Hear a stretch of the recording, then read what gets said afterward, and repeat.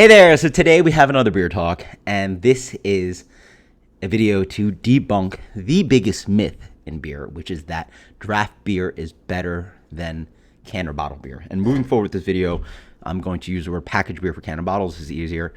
So we're going to go through why, which is draft lines. Draft beer is not necessarily better. B, we're going to go through some of the options and tricks I can give you when you go out in deciding these, draft versus package. And then C, all the miscellaneous other issues that I'm not even going to talk about because there's so much more about the subject that I can tackle. But I'm going through the simple fact that I can give you an analogy right now. So you go to a restaurant and you decide, well, am I going to dine in or take out? And then would anybody necessarily say the food is quote unquote better? Obviously, the food's going to be fresher when it, arrives at your table. But there's no difference, right? Like the chef cooks the food, they put it in a box or put it on a plate for you. Well, why then do people just necessarily turn their nose up to draft beer versus packaged beer? It's the same analogy. The beer is still being made at the same place. The kitchen makes the food, they put it in a plate or box. Guess what? What does a brewery do? They brew the beer and they put it in package, or guess what a keg is? It's literally a large metal container like a can that is 100 to 200 times larger than this. And that's it. There's no industry standard to go, well, we are brewing beer and the fresh stuff will go into draft and then all the old bad stuff will go into package. That's not how it works. So really what you're looking for is fresh beer, not draft beer versus packaged beer, right?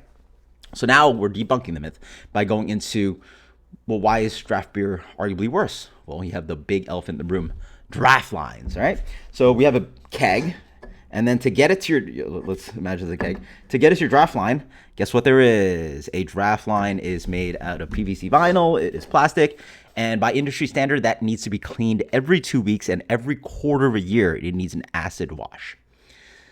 And let me tell you, as someone who has done the cleaning of draft lines at 3 different jobs, it is education intensive, equipment intensive, it requires cleaning materials. We're talking about tens to hundreds of dollars every month. I mean, even just paying the staff, you're talking about hundreds of dollars every month on that. And let me tell you, a lot of establishments, have no interest in paying that much for that. So now you have dirty draft lines. And what do dirty draft lines offer? All flavors.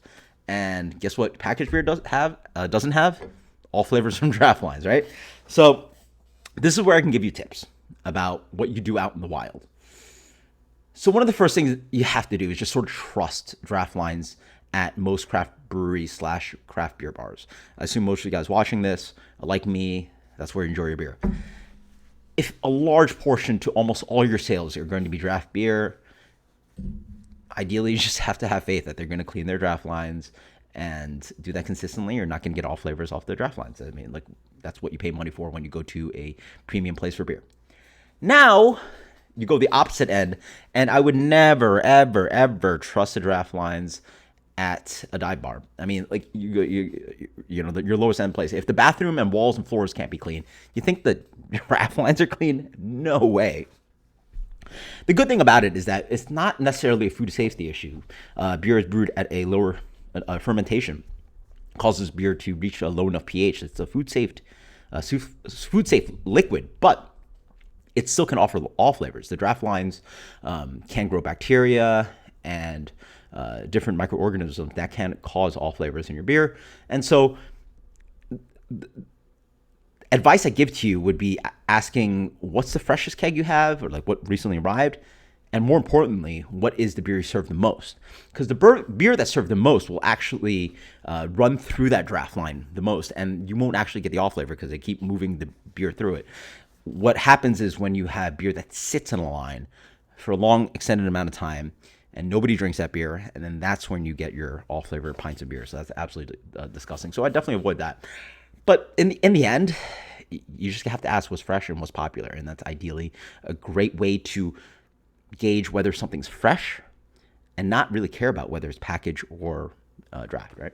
And then the great thing about this conversation, this completely ignores a whole world of CO2 balance, clean glassware, staff training on pouring beer, proper glassware, glassware hygiene, temperature. Like there's so much to talk about, and there's so many other issues you can have with going out in the wilds and trying to get draft beer versus packaged beer. And yeah, so there you go. That's a quick one for you guys. In the end, it's really draft lines. And so if you have faith in the draft lines, yeah, drink your draft beer. But the packaged beer is nothing worse than it. Like there's no difference really. So let me know what you think. Until next time, cheers, later.